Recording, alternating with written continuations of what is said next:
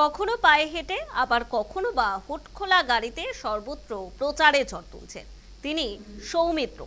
বিষ্ণুপুরের বিজেপি প্রার্থী হিসেবে তার ঘোষণার পর থেকে নির্বাচনী প্রচারে বিরোধীদেরকে 1 ইঞ্চি জমি ছাড়তেও নারাজ তিনি। শুক্রবার সকাল থেকে ইন্দাস ব্লকের শাসপুর অঞ্চলের বিভিন্ন প্রান্তে নির্বাচনী প্রচার সারলেন সৌমিত্র খা। এদিন হুটখোলা গাড়িতে কর্মী সমর্থকদের সঙ্গে বাইক র্যালি করেন বিষ্ণুপুরের বিজেপি প্রার্থী। এই প্রচারে উপস্থিত ছিলেন ইন্দাস বিধানসভার বিজেপির বিধায়ক নির্মল কুমার ধারা, বিষ্ণুপুর সাংগঠনিক জেলার সভানেত্রী গঙ্গামণি রায়, এছাড়াও স্থানীয় বিজেপি নেতৃত্ব। বাইক মিছিল শেষে সাংবাদিকদের মুখোমুখি হয়ে তৃণমূল প্রার্থী সুজাতা মণ্ডলকে নানাভাবে আক্রমণ করেন সৌমিত্র খা। যদিও এরপর পাল্টা প্রতিক্রিয়া দিতে ছাড়েননি বিষ্ণুপুরের তৃণমূল প্রার্থী সুজাতা মণ্ডলও।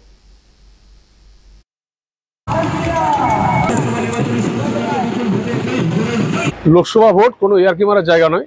লোকসভা ভোটকে সিরিয়াস করতে হয়, কারণ লোকসভায় গিয়ে যদিও তৃণমূলের সাংসদরা কেউ নুসরত ছিল যে এলাকায় দেখতো না, কোনো কিছু বলতো না, ঠিক সেইভাবে কেউ যদি লোকসভাকে নাটকের জায়গা হবে তাহলে তো আবার কিছু বলার নেই। আমি মনে করি লোকসভা একটা পবিত্র জায়গা, পবিত্র স্থান, সেখানে যাওয়ার জন্য অনেক মেহনত করতে হয়, মানুষের পাশে থাকতে হয়।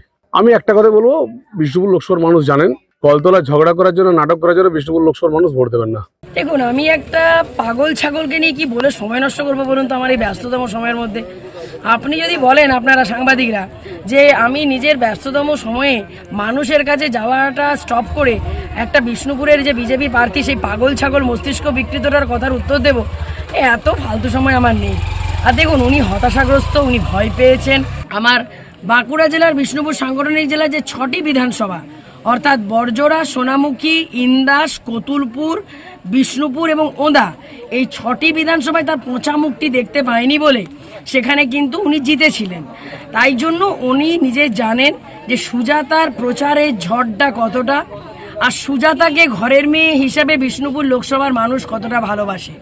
তাই জন্য উনি আতঙ্কিত হয়ে রোজ আমাকে গালি দিচ্ছেন, শাপ দিচ্ছেন, কিন্তু এই গালি, এই সাপ ওনার প্রতি 4 জুন বুমেরাং হয়ে পড়বে যখন দেখবেন ওনার নামের পাশে পরাজিত প্রাক্তন সাংসদ শব্দটা বসে গেছে।